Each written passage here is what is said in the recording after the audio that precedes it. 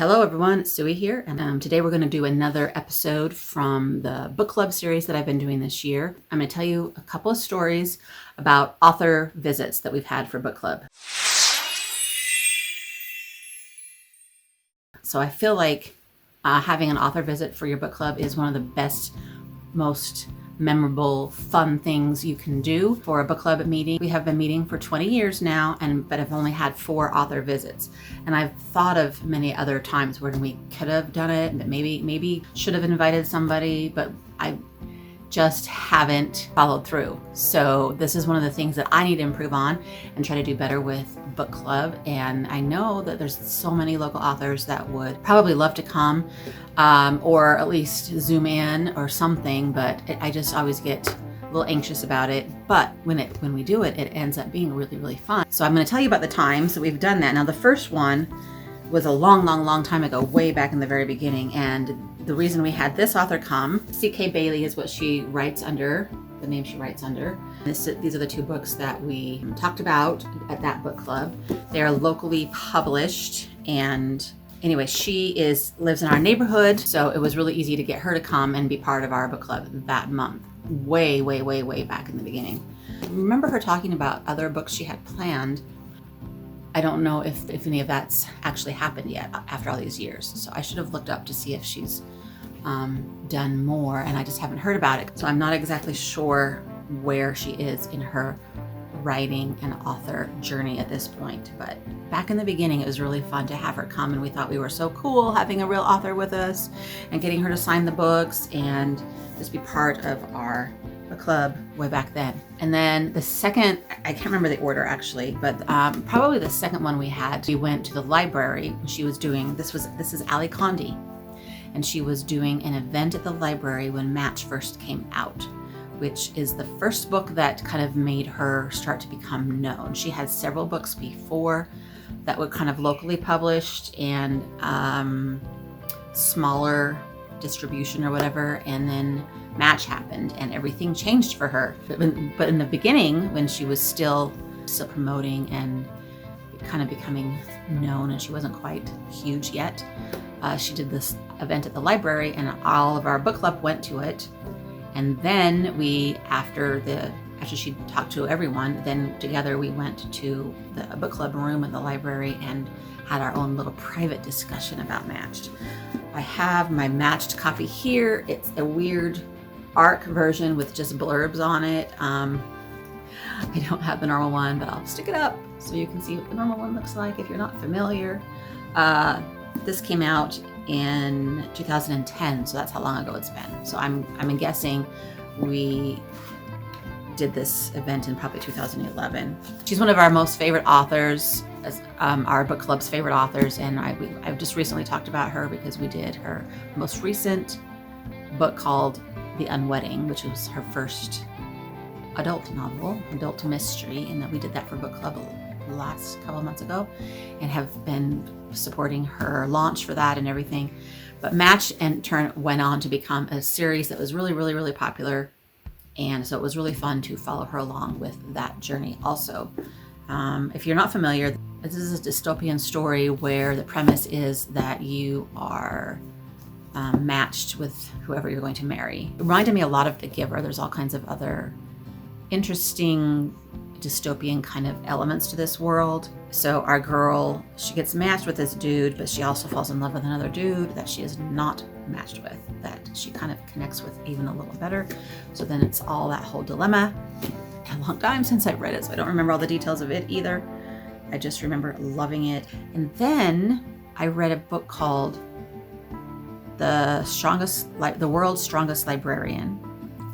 And I don't remember how this one exactly went down, but I think I was raving about it or talking about it on Twitter or somewhere, and the author responded, and somehow between that conversation he ended up saying that he would come to our book club. I said, we're reading it for book club or something, and he ended up saying, how about I come? And I'm like, for really? So I had really no connection to him except that he's local and it would be easy for him to come. And I said, okay, sure.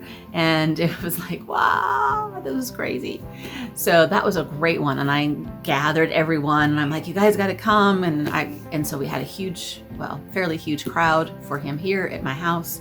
And he came and talked about the book, and he was really great and funny. He ripped a phone book in half for us. He showed off his tattoos on his back. We gave him a shirt. We found the biggest from the library or something. I can't remember.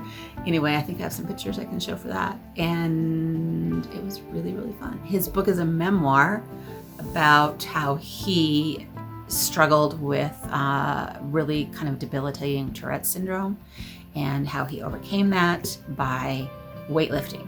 Then he got a job at the library, and that was part of his strategy for dealing with all of this. And it's also a lot about his faith crisis with the Mormon Church. So that's a lot of in there too. Anyway, it's just his memoir, really, really interesting stuff. And so it was really great meeting him and having him come to our book club at that time. I can't remember how long ago that was too, but it's been a long time. Finally, another author came. This is one that going down in history as one of the most funniest meetings we ever had. We invited Amy Finnegan, who wrote this fun YA rom-com called Not in the Script, to book club. I had a few connections with her. She was at a local writing conference, and I ended up having her critique a first chapter of one of the books I was writing at the time. And I thought she was really fun, and I'd seen her around at a lot of signings. And when we told her we were going to do this for our book club book, then I asked her if she wanted to come, and she said okay. And so she did, and it was really fun, I thought. And I love this book. It's just a cute, fun YA rom-com. I love those things. And she told a lot of stories about being in the Hollywood TV production business. I think her brother or somebody.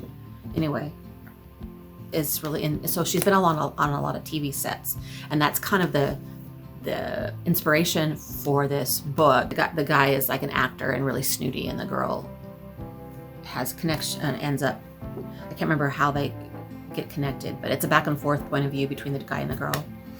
And he seems real snooty at first, and then she finds out otherwise. Anyway, so that's kind of the background of this book. So she was telling those stories, but she kind of came across pretty braggy about it, I guess, and it really rubbed everybody in the book club the wrong way. And then to top that off, at the end of book club, she asked us to give this 5 stars on Goodreads, and told us that would help her out so much, and that she would rather us not rate it unless we were going to give it 5 stars. So, and she even passed out a little flyer for instructions on how to go about giving a book 5 stars on Goodreads. So that was a very, very bad move on her part.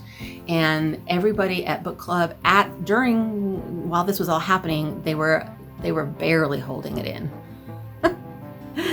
And after she left, and like later book clubs, we just reamed her for that move, and couldn't believe that she would do such a thing.